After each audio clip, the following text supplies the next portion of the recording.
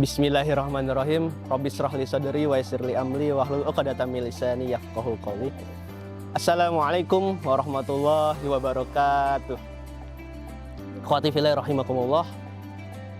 Yang pertama-tama dan paling utama, marilah kita panjatkan puja dan puji syukur kita kehadirat Allah Subhanahu wa taala yang telah melimpahkan nikmatnya, yang telah membagikan karunia-Nya dan telah menyampaikan bahwasanya alhamdulillah qadarullah kita semua dapat terus bernapas hingga detik ini, dapat terus hidup pada waktu ini, sehingga kita semua dapat bertemu kembali kepada bulan Ramadan di tahun 1442 Hijriah atau tahun 2024 Masehi ini.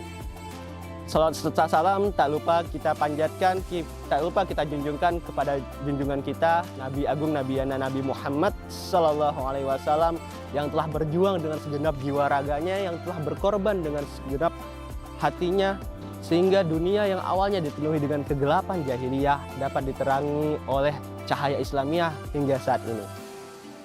Ikhwati fillah rahimakumullah, tepat 14 abad yang lalu, sekitar 1440 tahun yang lalu, terdapat sebuah peristiwa besar, terdapat sebuah kejadian besar yang seringkali kita ketahui, yang acap kali kita dengar dengan sebutan peristiwa Perang Badar Al-Kubro.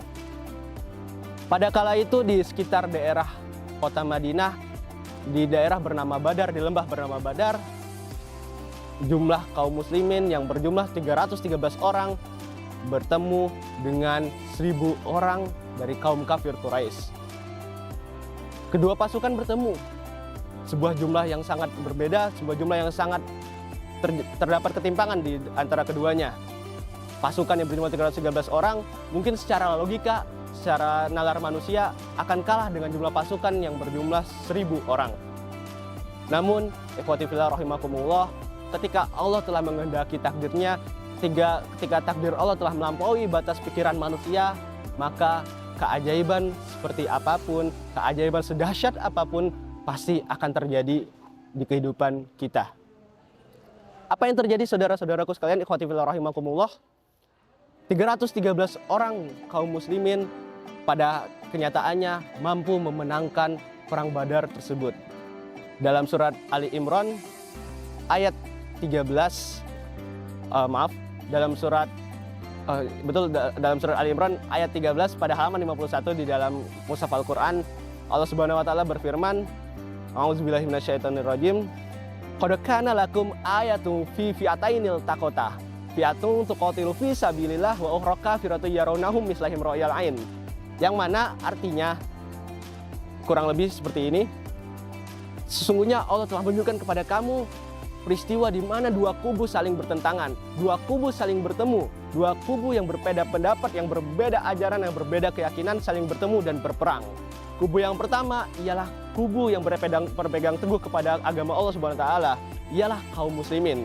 Dan kubu yang kedua, kubu yang satunya merupakan kubu orang-orang kafir Quraisy, yang mana ketika peperangan tersebut terjadi, kubu kedua ini melihat kubu pertama dengan secara kasat mata berjumlah dengan jumlah yang sangat berbeda. Mungkin secara kasat mata kubu pertama, kubu kaum muslimin berjumlah 313 orang, tapi kubu kedua ini pada kenyataannya ketika peristiwa tersebut terjadi, merasa kubu yang pertama, kubu kaum muslimin, jumlahnya melampaui dari jumlah 1000 orang yang mereka miliki, melampaui 1000 orang pasukan yang mereka punya. Apa yang terjadi pada kenyataannya? Pada waktu itu dari golongan malaikat, Allah memutuskan dari pasukan dari golongan malaikat untuk membantu golongan kaum muslimin dalam perang Badar tersebut. Dan alhamdulillah peperangan tersebut akhirnya dapat dimenangkan oleh golongan kaum muslimin. Setidaknya saudara-saudaraku sekalian, ikhwati fillah rahimakumullah, ada 3 poin yang bisa kita ambil dalam peristiwa perang Badar kali ini. Apa saja poin tersebut? Yang pertama adalah keyakinan atau keimanan kepada Allah Subhanahu wa taala. Ketika kita sudah yakin, ketika sudah kita beriman kepada Allah Subhanahu wa taala, kita yakin penuh terhadap apa yang telah ditetapkan oleh Allah Subhanahu wa taala, maka pastilah hal-hal tersebut, apapun yang terjadi dalam kehidupan kita sehari-harinya, itu adalah untuk yang terbaik kepada kita. Bayangkan ketika 313 orang kaum muslimin mereka berperang dengan penuh keraguan, mereka berperang dengan penuh ketakutan akan musuh yang melampaui jumlah batas mereka, dengan musuh yang melampaui jumlah pasukan mereka. Pastilah dengan keraguan dan ketakutan tersebut, pada peperangan tersebut, mereka akan dibantai habis-habisan, mereka akan di bumi hanguskan dengan jumlah pasukan yang melebihi jumlah mereka dengan jumlah sekitar 1.000 orang.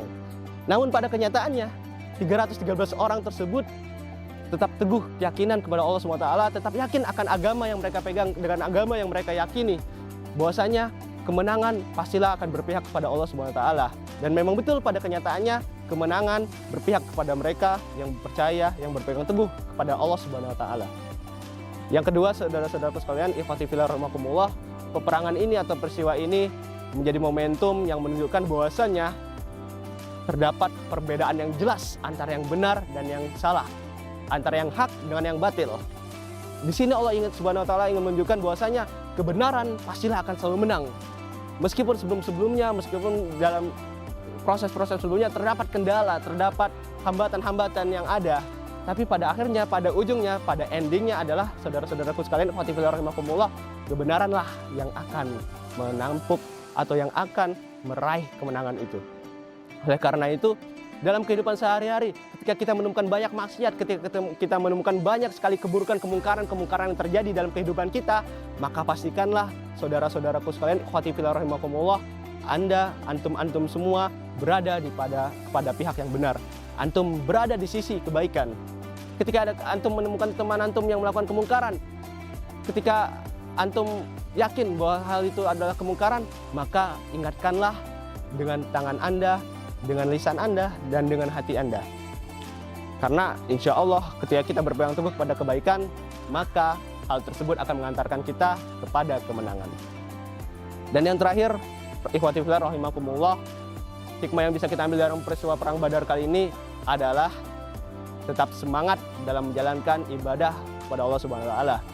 Ikhwati fillah rahimakumullah, bayangkan 1400 tahun yang lalu, 14 abad yang lalu, ketika di bulan yang sama, di bulan Ramadan, bulan suci Ramadan, ketika kaum muslimin wajib berpuasa dalam setiap harinya, dalam 30 harinya, pada waktu itu para sahabat dan baginda Rasul dihadapkan dengan peperangan yang besar, peperangan yang maha dahsyat dengan jumlah kaum muslimin yang 313 orang melawan jumlah pasukan kaum kafir Quraisy yang sangat berbeda jumlahnya, jauh dengan pasukan mereka.